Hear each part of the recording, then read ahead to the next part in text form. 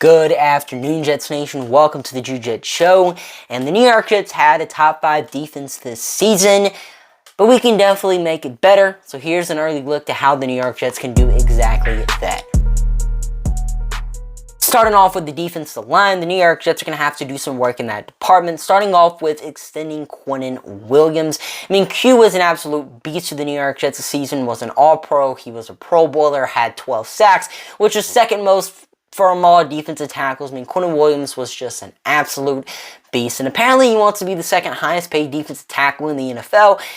The highest paid is Aaron Donald, who's getting $30 million a year. Nobody's going to top that, but Quinnen Williams definitely deserves to be the second highest paid. I say the New York Jets should give him a 5-year, $115 million contract, which makes him the second highest paid DT in the game and also pays him $23 million a year. So it gives him a $2 million kind of, range between him and the, second highest paid DT. So it's a pretty fair contract for Q.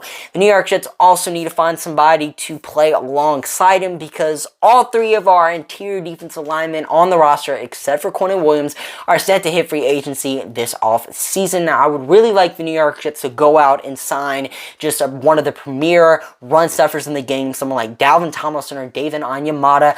But the New York Jets are going to be tight on money this off-season. I mean, we're currently $2.4 million over the cap, so the New York Jets can't go out and spend the bag on someone to play alongside Quinnen Williams, and we're going to be spending the bag on him this offseason as well. So I feel like the New York Jets kind of play it safe and go ahead and re-sign Sheldon Rankins, someone who's been a solid starter for the New York Jets over the past 2 seasons, and he's a nice veteran presence in the locker room, and he also has some playoff experience. Or the New York Jets could move John Franklin Myers to the interior of the defensive line, a position he used to play. And, before this season, John Franklin Myers kind of rotated between the edge and the interior of the Jets defensive line. Personally, I felt like he was better as an interior defender, and I could most definitely see the New York Jets moving him back to the interior of the defensive line after some pretty disappointing seasons of him on the edge. And speaking of the edge, the New York Jets are also going to have to do something in this department this year, because the edge play wasn't exactly great from the New York Jets season. I mean, Carl Lawson, our big-time free agent pickup from 2 years ago, was not the player we thought we were getting whenever we signed him. I mean, this dude was a pressure machine, talking about top 5 pressure rate in the NFL, top 5 pressures, QB hits, I mean, all that stuff. Carl Lawson was just racking up those stats, and this season he did the opposite of that. I mean, sure, 7 sacks is a pretty solid number, but that's not what we were expecting to see from Lawson. In his career, he never was a guy that put up these crazy sack numbers. He put up crazy pressure numbers, and he didn't do that for the Jets this season. And yeah, he did tear his Achilles last year, and apparently he tweaked his Achilles again, or had some errors in his recovery process and required him to get a second surgery. So maybe Lawson wasn't playing healthy this year, but then at the same time, the dude played in all 17 games, and correct me if I'm wrong in the comment section, but I don't think he appeared on the injury report a single time this season. And if he did, he didn't appear much. I mean, the dude played healthy this year. I feel like the New York Jets should cut him this season. It saves $15 million, and keeping Carl Lawson on the team keeps our young core of edge rushers from seeing the field. I mean, we have Jermaine Johnson, Michael Clemens, and Bryce Huff, who are all capable starters in the NFL, sitting on our bench. I mean, Jermaine Johnson, first-round pick in last year's draft. Michael Clemens, just an absolute beast of a player. And you have Bryce Huff, who the best pressure rate in the NFL this year. I think it's a no-brainer to cut Carl Lawson. I mean, depending on what we do with John Franklin Myers, I mean, he very well could be a starter on the edge next season, and I wouldn't be mad at that, but I do think the New York Jets should move him to the interior, because it opens up Bryce Huff being a starter for the New York Jets. But then we get to the linebacker position. And linebacker is definitely an interesting position, because last season it was widely regarded as one of the New York Jets' biggest needs, and we didn't address linebacker until July whenever we signed Kwon Alexander, because the New York Jets had a lot of faith that C.J. Mosley and Quincy Williams would get a lot better in their second years in Robert Saleh's system. And they did get better. I mean, C.J. Mosley was a Pro Bowler and a second-team All-Pro. Quincy Williams had a better year in 2022. And Kwon Alexander also gave this Jets linebacker room the juice that they didn't have last year. But now this offseason, Quincy and Kwon are both set to be free agents, and CJ Mosley has a big contract that is definitely needing to get restructured. Now, I've seen a lot of people say the New York Jets should cut CJ Mosley. I'm opposed to that idea. I want him on the team next season on a restructured contract. And I do think CJ Mosley, a team-friendly player, is going to allow the New York Jets to restructure his contract. So let's hope and pray he does. But if he doesn't, I'm sorry, but I do think the New York Jets are probably going to have to cut CJ Mosley. But I think we restructure it. I also think the New York Jets should re-sign Kwon Alexander because, as I mentioned, he gave this linebacker room juice that they didn't have this season. I mean, he was fantastic in the role the New York Jets wanted him to play. And he's really plays at his best whenever he's in Robert Saleh's system. And I think the New York Jets should continue to let him play in this Robert Saleh defense. And then we get to Quincy Williams, who has made a case to the New York Jets to re-sign him, but has also made a case to the New York Jets to move on from him. And the case to move on from him definitely is a lot more appealing. I mean, yeah, did Quincy Williams get better from last season?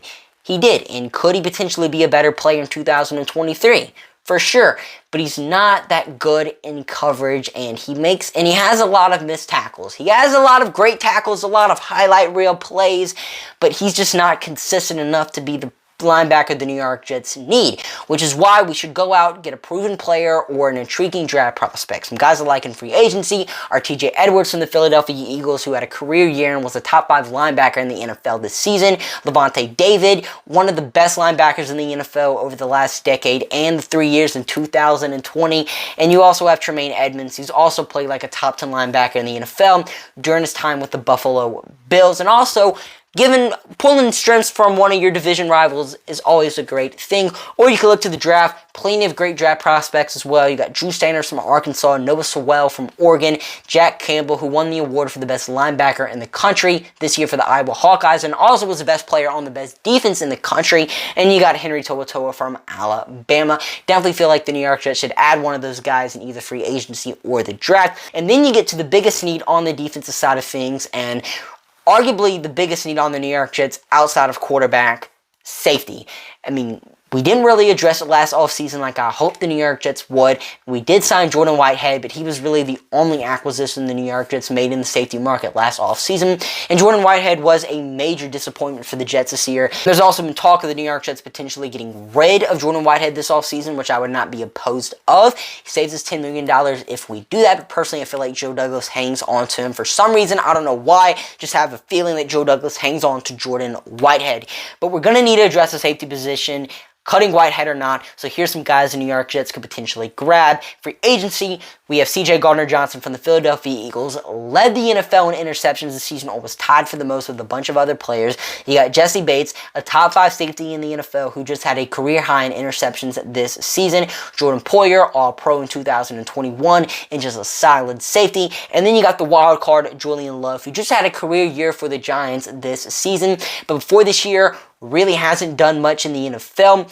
And because of that, he seems like a player Joe Douglas would sign just because he has a lot of upside and is going to be signed to a cheap contract. Hopefully he goes after one of the more proven players in the NFL, but don't be surprised if Julian Love is a New York Jet next season. And then we get to the draft, and this class is loaded with safety talent. I mean, from guys that's going to be picked in the first round to day 3 picks, I mean, nothing but safety talent. I mean, guys that are going to be picked in the 3rd or 4th round might end up being day 1 starters for some NFL teams and might even make Pro Bowls. I mean, this is just how stacked the safety talent is in this year's class. Some names I really like. My favorite being Chris Smith. Definitely feel like the New York Jets can grab him in the 2nd round, maybe even 3rd. I mean, he was a standout player for the Georgia Bulldogs defense this season. Was a big reason why they won the national championship. I mean, just a phenomenal player. You have Brandon Joseph from Notre Dame, Rashad Torrance from Florida, Jimmy Robinson from Florida State, Jairi Brown from Penn State, J.L. Skinner from Boise State, and Antonio Johnson from Texas A&M, who is the best box safety in this year's class. Probably is going to be a late 1st round pick though, but there is a chance he could potentially fall all the way to the second round. And I also like Brian Branch, but there's no chance the New York Jets draft him. I don't think we should grab a safety in the first round, and there's a very low chance he slides all the way to the second round. But yeah, this is how the New York Jets can address their defense this off season. I mean, the unit was already a top 5 one in the NFL this season, so there's not much we're going to have to do this off season, but there's work that needs to be done, and if that work can be done, the Jets defense can be top 3, maybe even top 1 in the NFL next year. But I'm your host, Drew Jets, signing off for now. See you guys later. Peace.